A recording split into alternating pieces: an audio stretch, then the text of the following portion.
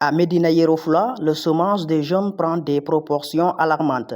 Dans ce département, pourtant riche en potentialité, l'absence de formation adaptée et la précarité des activités plongent une grande partie de la jeunesse dans l'inactivité.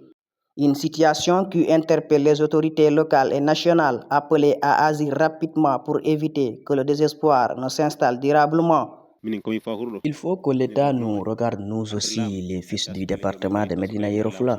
Nous sommes là, on n'a pas de formation. Vraiment, on a besoin de formation pour être qualifié. On peut faire d'autres travaux, mais quand on nous a pas formés, on ne peut pas travailler.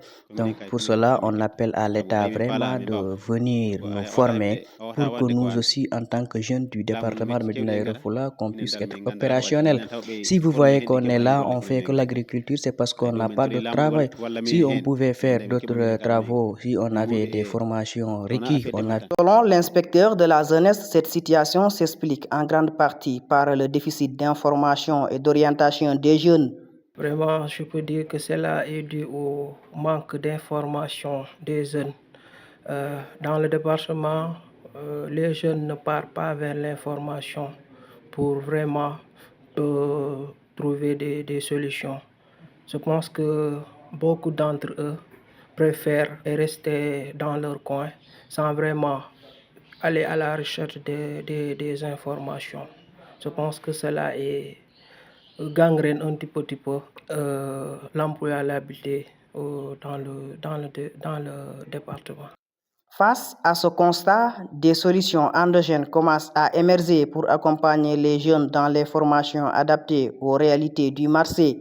Vraiment, on est en train de faire en tant que service technique de l'État, on est en train de faire au niveau des différentes communes, on est en train d'organiser des sessions de formation, non seulement pour le développement personnel, mais aussi sur l'entrepreneuriat, pour vraiment permettre aux jeunes d'être autonomes, d'avoir des capacités qu'il faut pour vraiment pouvoir se lancer dans l'entrepreneuriat. Donc, je pense que c'est facile. Vraiment, il faut se lancer dans l'entrepreneuriat, hein, essayer vraiment de trouver quelque chose que vraiment chacun d'entre eux pourra faire pour son bien-être, mais aussi pour le bien-être de sa famille. L'urgence est désormais de mettre en place des politiques locales et étatiques efficaces capables de structurer l'offre de formation et de créer des opportunités réelles pour une jeunesse en quête d'avenir.